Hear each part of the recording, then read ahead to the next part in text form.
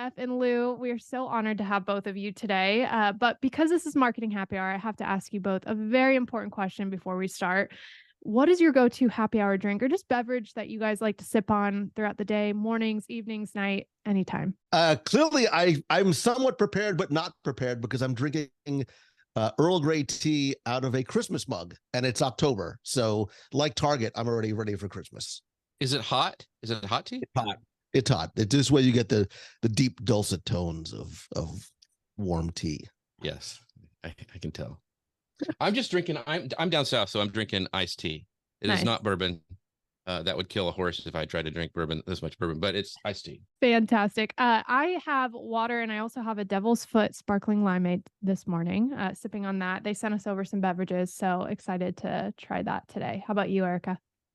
I also have something that our friends at Kombucha sent over. It's their watermelon flavor. I think it's they're saying it's kombucha only better. And I think I can attest to that. It's pretty good. Well, thank you guys again. Just to echo Cassie, we're super excited to dive into your experience today. But I'm just curious to hear a little more from you guys about your experience with live video and how it's kind of contributed to building your community and connecting with your audiences. I've been doing live videos since the here we go, the Google Plus days. That's how old I am. Back when it was Google Hangouts, it was like the Wild West, and it just helped me just reach so many. It was so cool because you had a television studio, right there on your computer, and then eventually went to mobile. You can do all this stuff now on a mobile phone, and it just opened the doors. I was able to, back in the day on Google Plus, get some incredible guests like Guy Kawasaki, who I'm actually working for now, and then also people like one of the directors of Pretty Woman and Under Siege. They came on. I mean, it was a crazy time, and it's still a way, I think, to connect with people outside of maybe your local city or you're kind of where you're located at, and just reach this global audience. And it just really has boosted my business and continues to keep it growing. So I started doing live video back in 2007. Like, this was pre social media days. Rest in peace, Ustream. And I still remember the very first night I went live. Like, I told my wife, I'm going to go downstairs, I'm going to try this live video thing out. 10 minutes, I'll be up. 4 hours later, she comes down. She's like, who are you talking to? I'm like, I have no idea. She's like, what are you talking about? I'm like, I have no idea. Like, there's just these people in the box and we're talking. And I've been doing live video weekly ever since. And I've graduated from Ustream to Periscope to Meerkat and sort of everything along the way in between. And I think, the podcast is sort of the heart of what I do. It's been the thing that I've been doing the longest, but I think that there's nothing that compares to the interaction, the community building, the sense of belonging and engagement that live video affords not just you, but your audience and your community as well. I can imagine. And you guys are reminding me just a little bit of how Cassie and I started this whole Marketing Happy Hour thing. We did do it live at first, but it wasn't video. It was on Clubhouse. If you remember the early days of Clubhouse, I don't even know if that's a thing anymore, but we loved that aspect too of inviting people in and just kind of chatting. Being able to interact in real time with our audience was really, really cool. And it sparked this whole idea of the podcast. So I'm just curious also to hear some strategies that you employ to create a sense of community during live broadcasts. So I think it's really very simple. And with live video, as opposed to things like a podcast, where you shouldn't be doing it either way, you don't talk at your audience, you talk with your audience. From the second you go live, it's a matter of, making them feel like they are in, because they are part of the conversation with you, and sometimes even just fostering and sparking conversation by asking, the simple question that anyone can answer, right? Oh, if we were in Walt Disney World right now, where would we have dinner? Everybody has an answer to it. It gets them to start conversing, and it gets them to start conversing, not just with you, but more importantly, with each other as well. I love watching when I start going live, there are sort of side conversations happening between community members that have just been looking forward to seeing each other and talking with each other from the week before. Lou is a great model of this, building community with his live videos. So if you want a model to study, he does a great job. I love doing, for me, if I was just going to do video, I just do a YouTube video. But what I love is the community aspect of live video, like talking with people during the show. I have natural breaks in my show where I bring in people's comments, and there is nothing that people like better than to see their comments on screen. In fact, I've had people actually do a screenshot of me answering their question and putting it on Instagram because they love seeing their question on screen and being able to go back and forth and see those people that show up each week, and you build this rapport with and relationship. I mean, I mentioned Google Plus. There's an inside joke that I will mention at one time during our show, and that's turned into a drinking game for one of the guys who watch, Chris Stone, who watches the show. And it's just fun. Those kind of things happen organically, and I love it. I love being able to talk with people and bring their comments on and have a conversation as I'm going live. Absolutely. Well, and speaking of that real-time interaction, I know sometimes when you first launch a live show or some sort of community, getting people to actually start engaging is sometimes a process. And so curious to hear from both of you how you foster that engagement, both with the community, just themselves, but also you with those members of the community as well during these live video engagements. And Jeff, go ahead and start if you don't mind. Yeah. So when you first start, it'll be like your mom will be there like, hey, look at my son. He's great. And so what I would do when I started my show, I would have plants. Like I come from I did Strolling Magic way back in the day, and we would have plants in the audience. And I would say to my friends like, hey, will you come here to the show and ask this question? And then it kind of organically grew. And so that's how I tell people, like, if they're getting started, because it's going to be, nobody will be there when you first hit go for the first time. But if you have those people and you are consistent and people can constantly show up and you mention them by name, Lori Petrucci, who has been doing a live video, I think before Lou and I even started, she really talks about, calling those people out, bringing them into the conversation, and they become your super fans. So I always like, if you don't have anybody to start with, bring some of your friends in and just say, hey, ask this question. And that's a great way to get going. Yeah, I think Jeff made a great point about people just want to be acknowledged, right? They want to be recognized. I'm going to make a reference that neither of you are going to know, but like you used to call a radio station because you'd hope that they would like say your name on the air. And then when they did, you were like all excited. That still holds true. So to Jeff's point, mentioning people by name, responding to their questions, giving them an opportunity. I think live video affords not just you as a creator where you don't have to sort of carry the entire load of content, but giving your audience an opportunity to feel as though, because they do have a voice, have a say in the content that you are creating as well. So by fostering the sense of open-ended questions, asking them to ask questions too, they feel like they're part of the show. It helps sort of lighten the load for you. So there's none of that, abysmal dead air time. We're sort of staring into space, hoping that somebody shows up or says something.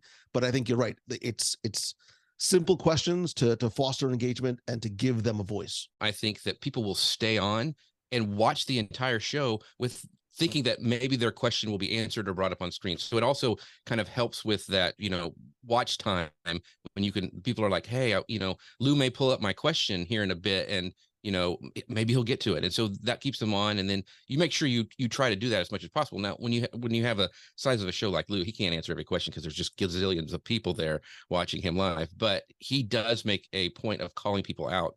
And that keeps people, I think, watching a lot longer. Remember something, like the people who are there are giving you the most valuable commodity, which is their time. There's nothing better than Jeff shows up and go, oh, Jeff, how was your cruise last week? Like they do, again, they want to sort of feel like they belong. You need to make them feel like that you care at scale, and remembering some of those little things about individuals will, not just for the person that you mentioned, but for other people, really shows a sense that you care about your community. And I think I've heard you mention this before, Lou, but I feel like, once you first get started, as you both have said, it takes time. You want to invite those people who are going to engage to get the rest of the community going. But over time, the community gets to know one another and they come on and almost do the work for you. And so you don't even have to do a whole lot in terms of getting them to engage. They're just doing it automatically because they're building relationships with each other as well. Well, let's talk about tech a little bit, switching gears here slightly. So what technical aspects do marketers or live video hosts need to consider when hosting a live show? So that could be anything from microphones to the actual platforms themselves. I know you both have mentioned a couple that you started on, but anything that we should be looking into today if we were to start a live video tomorrow? Yeah, Ecamm is the great tool. So the cool thing about Ecamm is I'm big on repurposing. Like I repurpose my show a ton, and Ecamm lets me go live everywhere. I can go live to multiple locations, and also when I'm done, I have separated audio tracks because I also put it out as a podcast, and also I have separated video tracks, which makes it really easy for me to repurpose that content. That being said, when you're first get it, and make sure any platform that you use, it's got to bring up comments. Like that is the game. You have to have that, or it's just do a YouTube video. The other thing is people will forgive bad video. They won't forgive bad audio. So make sure that you have a decent mic. You guys all have great mics right now. Lou and I have actually the same model of mic too. But just make sure it's a decent. You know, you can get a great mic for under $100. But that's one thing that's really important when you first start. And I agree and 100%.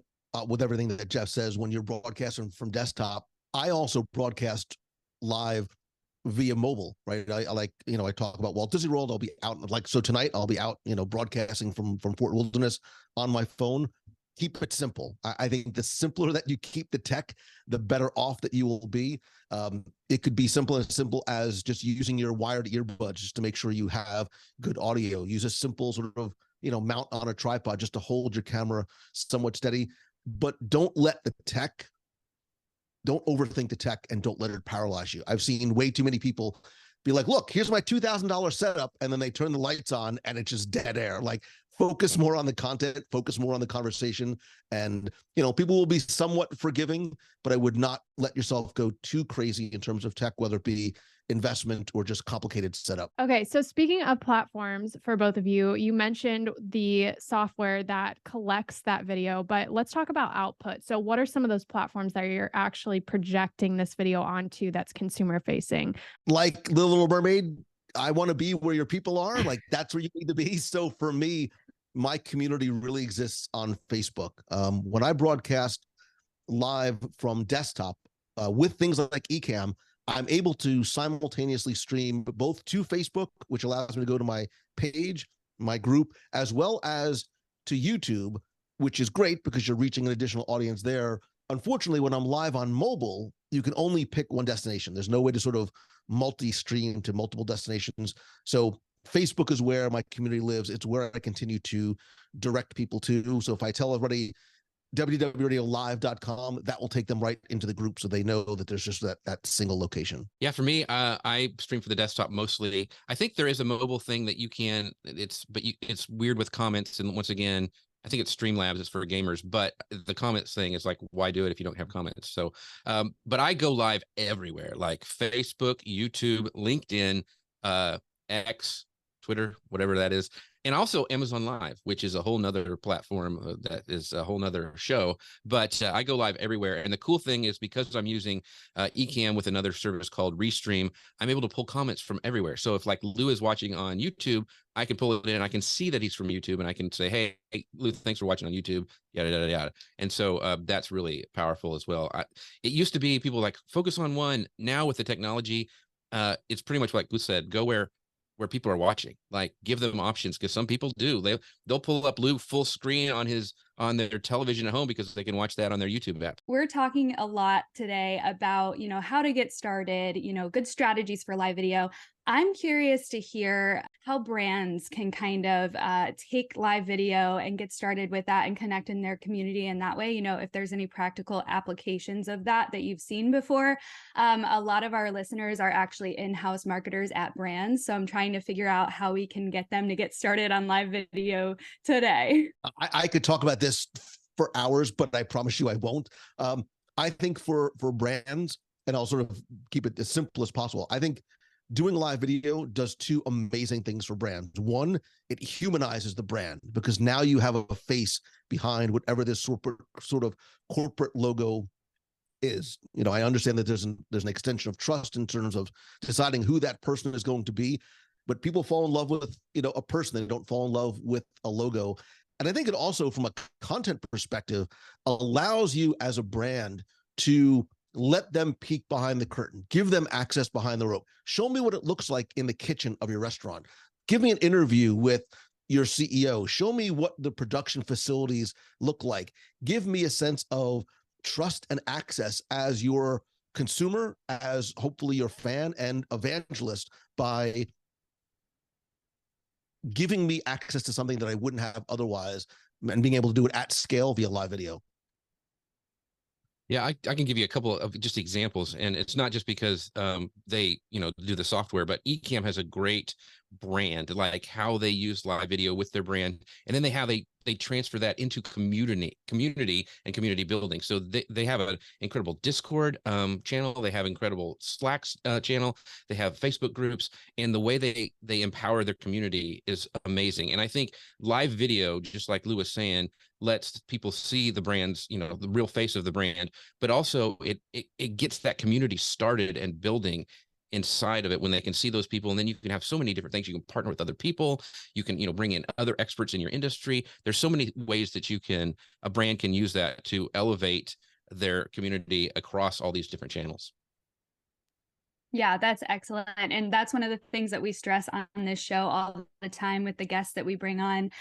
We're always talking about building relationships with your consumers, that lifelong brand fan, and that's a really good way to do that. So I love that. Thank you for sharing. What other strategies have you kind of found effective in promoting your live sessions and attracting those viewers after your initial launch? Well, I'm sorry, go ahead. You go ahead. I would say consistency and frequency. So for me, I've been live almost every single Wednesday, 7:30 p.m. Eastern, since 2007. We are creatures of habit. We love to know when something is coming. And when you do that, not only do you give people a sense of routine and something to look forward to, but it's interesting because 7:31, if I'm not live, I start getting texts. Hey man, are you okay? Are you still alive? Like, is Lou dead? Which is wonderful and humbling and flattering, but it shows how people look forward to those things.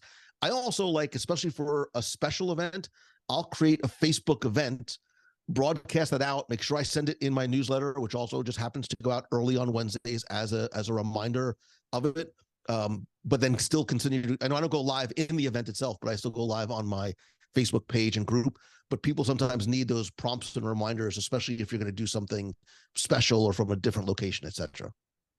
Yeah, I couldn't agree more. The consistency of a time for live video is super. Like mine is at 10 a.m. Central every Friday. And I've had like really big guests want to come on the show, and I'm like, and we can't do it that time. I'm like, well, I can't move the show. I'm sorry. I mean, because my people show up, and that's just they're used to this, maybe we can work it out some other way. But that's the thing I think consistency is really important. For me, my thing also, as I mentioned, repurposing before, is I take clips and put them out everywhere. They're constantly going out, and it's mostly my guest. Like my face isn't really on there very much.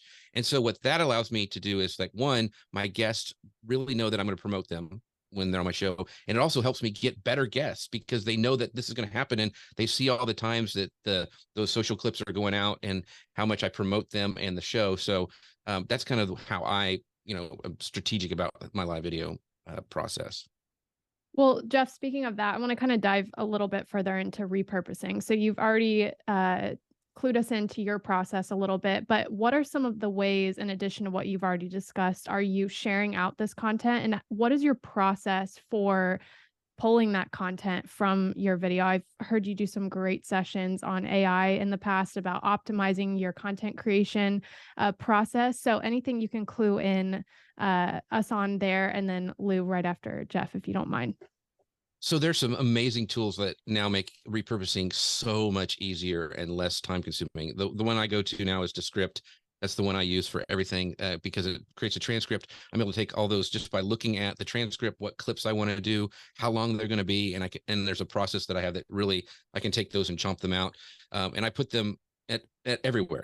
And now with the tools, you can actually resize them for Instagram Reels and TikToks if you need to, but you can do square ones if you need to do them on Facebook, and just have a process. And I know it seems overwhelming for somebody who's just starting out, but just try to do one piece of content out of your show. I think we move on to the next one so quickly that we don't, with the algorithms today, people aren't seeing your content as much as we think they are. So the more you're putting it out there in the feed, the better off you'll be. And like I said, there's so many tools now that let you do that really, really easily. Yeah, Jeff's a master at the repurposing of a single piece of content into multiple locations. I take a slightly different, almost opposed view, because I want my live video to be something separate from my podcast. I don't put my live video audio into an audio, because now we have to sort of differentiate between audio and video podcasts. I don't put it into my audio podcast because I want it to be a complement to it. I want it to be something addition to, because I want people to hear the podcast and then want to go and watch a live video that's about something separate, or maybe even a conversation about this past week's podcast, and vice versa. I want a live viewer to hear me talk about last week's show and a show from the archives or something that's coming up, and become a podcast listener as well. So I want one to sort of feed the other. And I think live video is a great way, especially because you can pull up full screen graphics of live events that you have coming up, your next podcast, your next interview, whatever it might be. It's a great way to not just use it as a content creation tool, but a content promotion tool for other things that you do as well. Yeah, that's very cool. I feel like we could talk about this all day long. I still have 100 questions that I want to ask you guys. And I'm feeling super inspired, Cassie. I'm like, we should start live video this week. Like, let's go. But my last question on the more technical side for you both is, how do you measure the success of your live video efforts? Are there any KPIs, key performance indicators that you track to kind of gauge the impact on your community? You know, is it attendance at your next live event that you look at? What does that look like for you, and how are you measuring success in that way?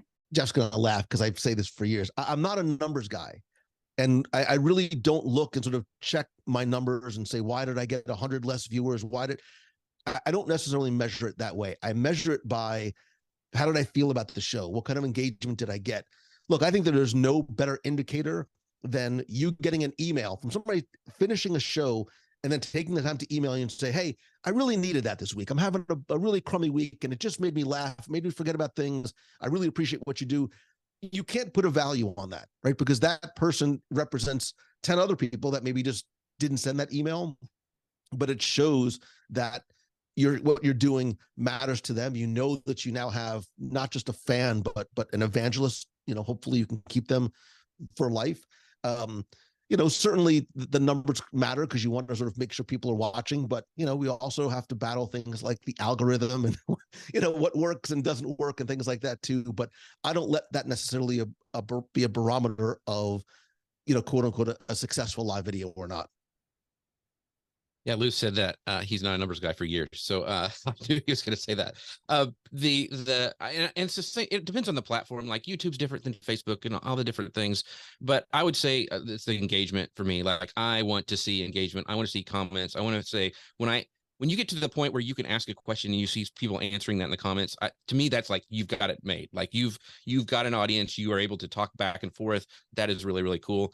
The other thing is I would just, as you're getting started, not worry too much about those numbers. I mean, because here's the thing, like I just was at the Momentum conference where Cassie was speaking and Lou was there, and because it's his conference, of course he's there. But the thing that was really, people came up to me and said, I love your show. And I'm like, I had no idea they were even watching it. Like there's so many people who don't comment or don't like.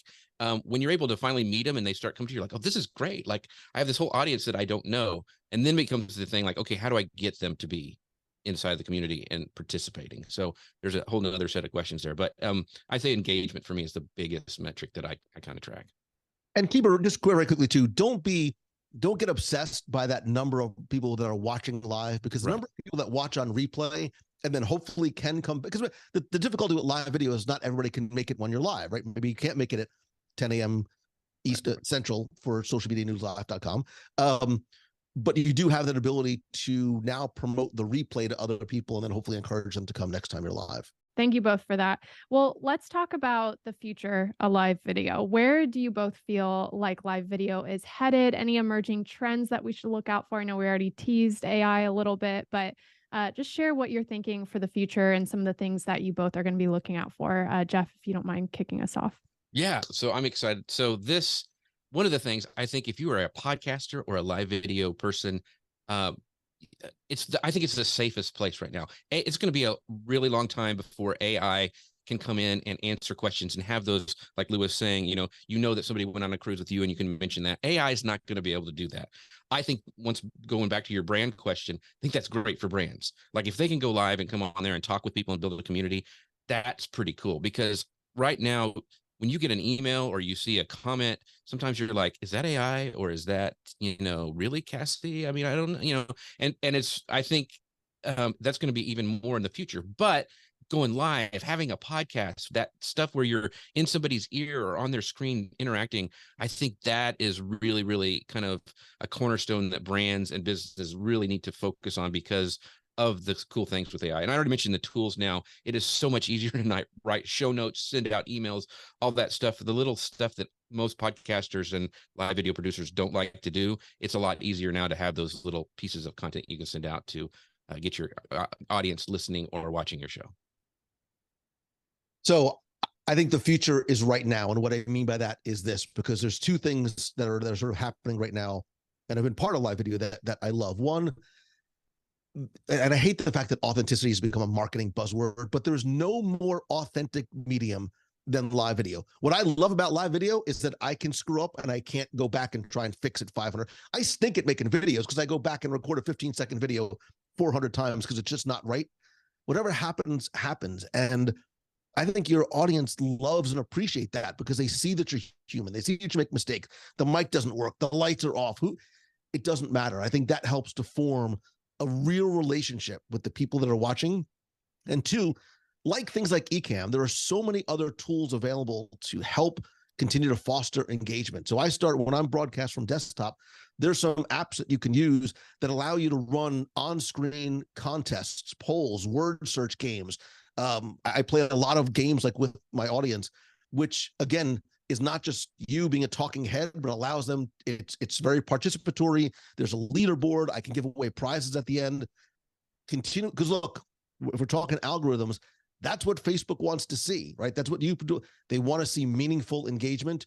You get meaningful engagement by getting people to not just consume, but actively participate. And some of the tools out there are really valuable in helping to create content that makes it more engaging. Very, very cool. I'm excited to see what the future of live video holds for everyone. But we're approaching the end here, and I want to make sure that we let our listeners know where they can find both of you and follow along with what you're up to. Lou, if you want to kick us off with that. Sure. One, thank you for having me. I really appreciate it. This was a lot of fun. I also could talk about live video all day. Everything I do on the Disney side of things is at WDWRadio.com.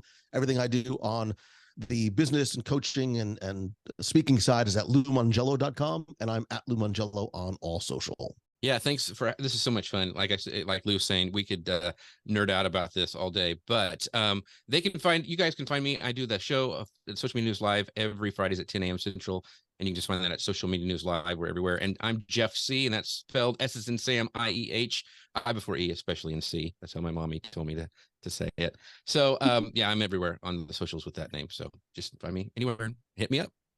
Love that. Thank you so much. We'll link everything in the show notes so people can find where you are. And thank you both again for joining us. This has been such a treat.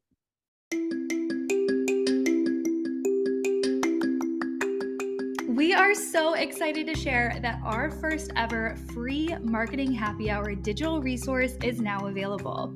Download the Dream Career Game Plan today at marketinghappyhr.com/freebie. That's marketinghappyhr.com/freebie. This 5-step workbook will guide you through defining your goals, building your network, diversifying your skills, influencing where you're at, and investing in your growth. Cassie and I created this resource with marketing careers in mind, but the framework can be applied to any industry. Our hope is that this workbook will help you truly elevate your career, whether you're in the market for a new position or just looking to make your mark in your current organization. No matter where this resource finds you, we are cheering you on every step of the way.